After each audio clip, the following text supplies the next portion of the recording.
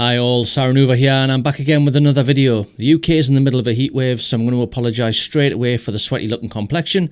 I'm doing absolutely nothing to dispel the sweaty gamer stereotypes.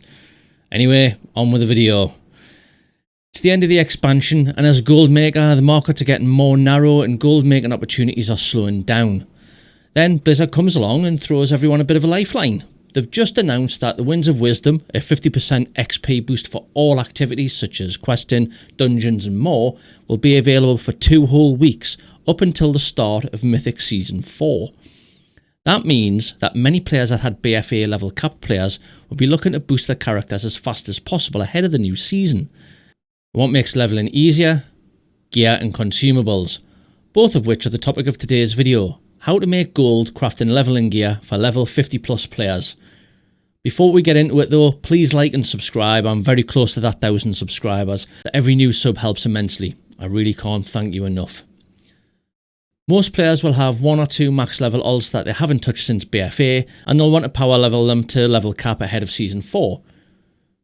That means they're looking for purchasable items for level 50 plus.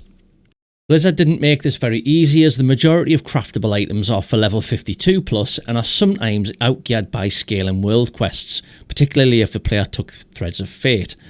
But that doesn't mean people won't be buying the gear either. In line with the crafting system that Blizzard introduced in Shadowlands, the items I'll be covering today have limitations, but they are the best way of gearing an ult through the leveling experience. Firstly, when it comes to crafting these items, there's a level 52 requirement. Secondly, these will create item level 100 gear and is perfect for new characters who have no real luck with quest items in those original stages. And thirdly, you have the added advantage of weapons being the biggest winners here, as they're often harder to get as slots to fill.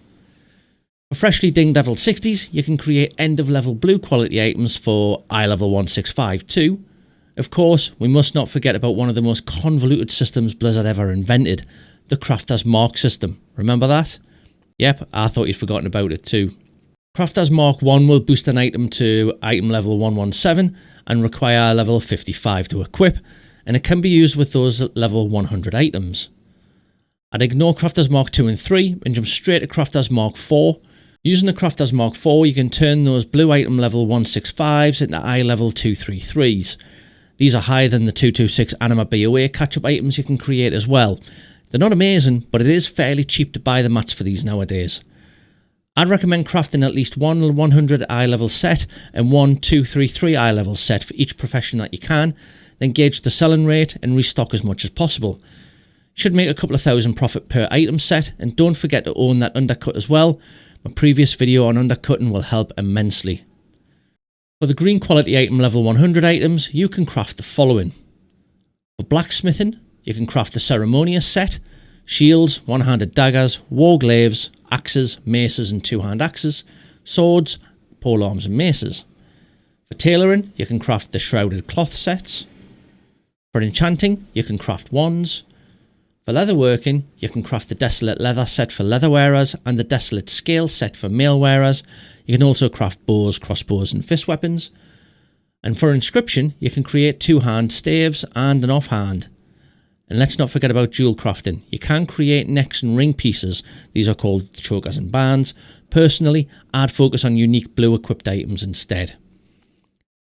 For the blue quality 165 eye level items, or the 233 eye levels with a Crafter's Mark 4, you can create the following armour sets. For blacksmithing, you can craft the shadowsteel set. For tailoring, you can craft the shadowlace sets. For leatherworking, you can craft the shade-bound set for leather wearers and the shadow scale set for mail wearers. And jewel crafting, like I mentioned, I would use the Crafter's Mark of the first ones if you've got it unlocked, and create unique equipped 262 neck and ring items. If not, then you can create blue quality eye level 151 necklace and ring items instead. Another viable option is resurrecting the beginning of expansion bestsellers. Yep, the Dark Moon cards. You might be able to craft and sell some Dark Moon cards relatively cheaply on your servers. These are great for people who don't want to use Anima on the 226 BOA trinkets, or are wanting to boost overall item level by filling a slot with this eye level 200 trinket that the Dark Moon deck gives you. There's also consumables, enchants and enhancements. Now, I won't be getting into them too much, because, you know, they're still endgame quality and you should be crafting these regardless.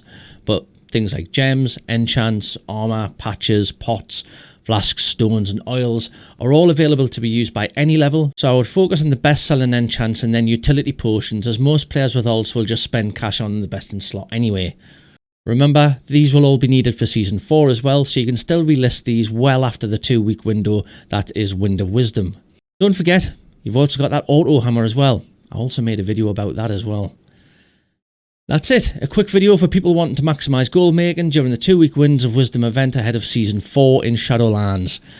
Please let me know if I missed anything in the comments section below. Hopefully you found this useful, and if you did, please don't forget to like the video and subscribe to the channel. Hit the notification bell if you don't want to miss out on any upcoming videos as well. But in the meantime, take care, stay safe, and I'll see you in the next video.